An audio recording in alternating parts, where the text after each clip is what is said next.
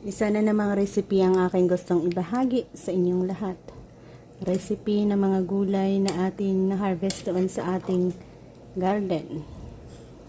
Easy natin ginawa.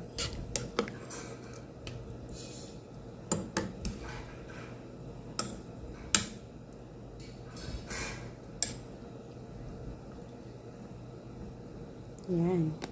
So, samahan nyo ako. Gagawa tayo ng mabilis na pagluluto dito ng ating recipe. Recipe na ating gagamitin ay ang dried noodles na ito. Samahan nyo ako kung paano natin lutuin ang ating masarap na noodles recipe. Ayan, balikan yan siya. Kuha lang tayo ng konti dyan. Mga ganyan lang kadami. Ang una natin gawin sa kumukulong tubig, pakuluan natin yung ating noodles na yun.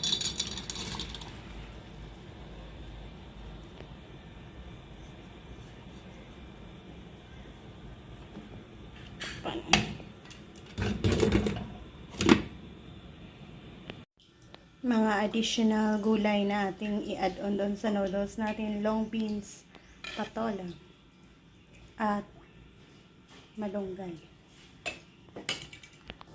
Yan, meron na yung mantika. Lagyan natin ng onion, garlic, at kamatis. Bisa.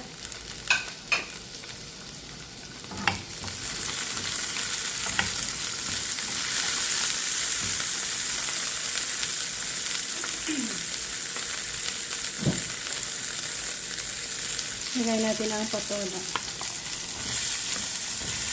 At long beans. Ang ating pagsahog dito ay sardinas na tulong. Naanghang na sardinas. Lagyan natin ng mainit na tubig. Bilis lang naman. Yan, pakuluan natin dyan. Hanggang sa okay. Yan, meron tayo dito pinapakulo ang noodles. Drain off natin yan and then ilipat natin dito. Hindi kasya kasi. Lipat natin. Yan, at pakuluan ulit dyan.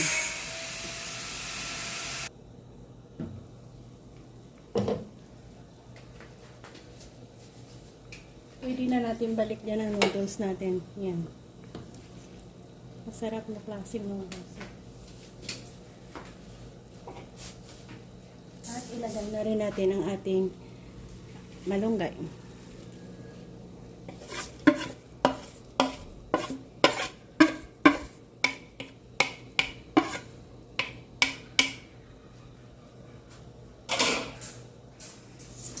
Isang recipe na naman na madali nating ginawa. Noodles at sardinas.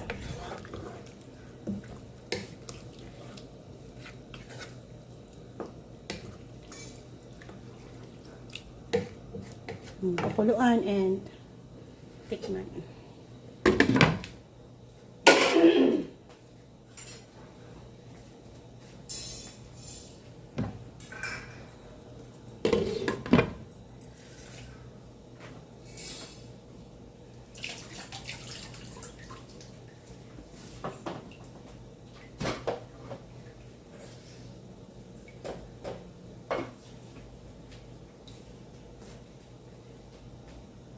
Yan, pwede na natin malagyan ng asin.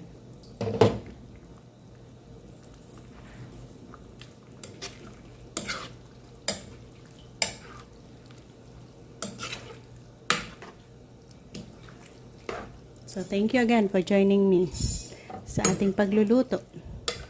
Meron na naman tayong masarap na recipe dito. Yan.